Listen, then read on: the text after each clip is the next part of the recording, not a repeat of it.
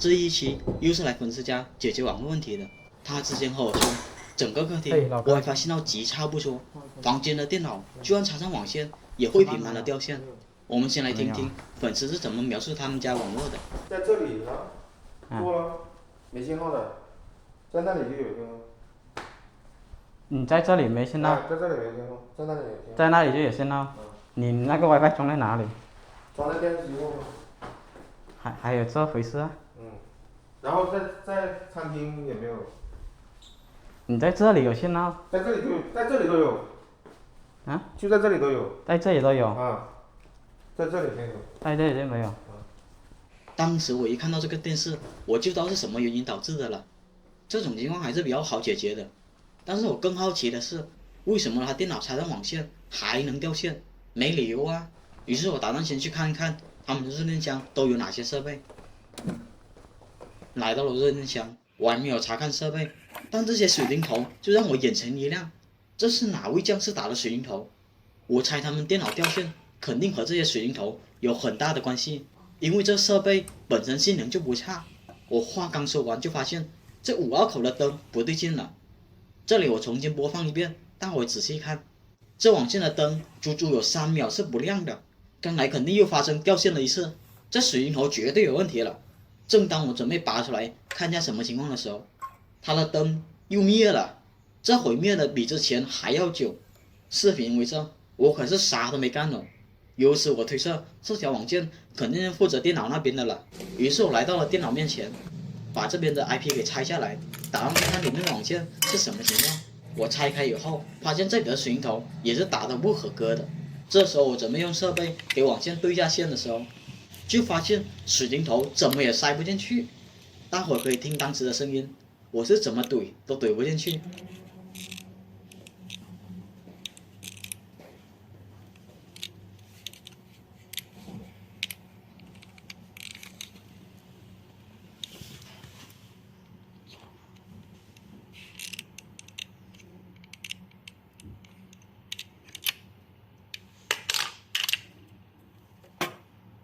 这时候我才注意到，这水龙头的8个金属片压根就没有完全摁下去，不知道大伙能不能看得出来。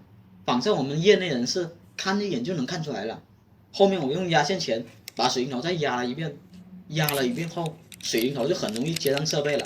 当时我怕大伙没有看清，所以我这里示范了2遍水龙头拔插效果。我以为对线会有几条线不亮，让我没想到的是，1到8线居然都是全亮的。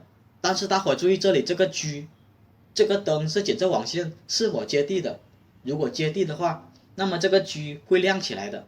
很显然这里没有亮，预留这么好的网线不做接地就太可惜了。因为我发现他们大多数网线还是和电线混在一起的，之前埋线的师傅肯定是偷懒了，所以一会儿我得帮他们网线做下接地才行。然后再检查其他水龙头的情况，都发现有不同程度的没有压好，尤其这个水龙头1号和7号芯很明显没有压进去，这样往后都能通，这就很神奇了。我都怀疑上个师傅不会是路边捡一把网线就上岗了吧？另外一个也是8个金属片没有完全压进去，这个比上个还要明显。我这里用我的网线钳压一下，然后再对比一下，你们就知道了。左边是没有压之前的，右边是被我重新压过的。左边的金属片明显凸出来很多，没有压进去，居然还能用这么久。难怪经常掉线，我以为这里的水龙头只是单纯的金属片没有完全压进去罢了。让我没想到的是，这个就更厉害了，别人都是没有完全压进去，他倒好，一半进去一半出来那种。为了更直观点，我用另一个水龙头给大伙做一下对比，很明显看得出来，这个金属片有一半翘得很明显了。这我就好奇了，之前的师傅怎么一把压线钳打成3种效果的？这给我3把不一样的钳子，我也打不出这种效果啊！得了，这些水龙头都要剪掉，重新打过来行。当时打这些水龙头拍摄过程不是那么清晰，所以大伙可以看看我前几期视频，看看我是如何水龙头做接地的。经过了一段时间，水龙头都打完后，我再对一下网线，大伙注意看，这个 G 号灯亮起来了，那么就代表这网线已经接地了。就这样，我把所有的水龙头都换了一遍，这就解决了他们掉线的问题。那么接下来就解决信号差的问题了。看过我前2期的都知道，这种情况我遇到过。他们客厅信号差的原因就是他把 WiFi 装到了电视后面，电视后面都有一块金属屏蔽罩，那金属屏蔽罩干扰 WiFi 信号特别的厉害。期间还有粉丝给我提供电视拆开后的图片，图中的这个金属屏蔽罩就是防止外界和电池干扰对内部的电路正常工作造成破坏。就是这个金属屏蔽罩会大大的扰乱 WiFi 信号的正常运转，所以就会出现信号特别不稳定的情况。好在这粉丝比较讲究，在客厅预留了2条网线。当时我和他一起把电视抬了下来，再把 AP 给拆了，然后把 AP 装在下面那条网线上，远离了电视之后，他的 WiFi 信号问题也就解决了。好了，本期看点不多，希望对你有帮助。下一期是打这种分体式水平头。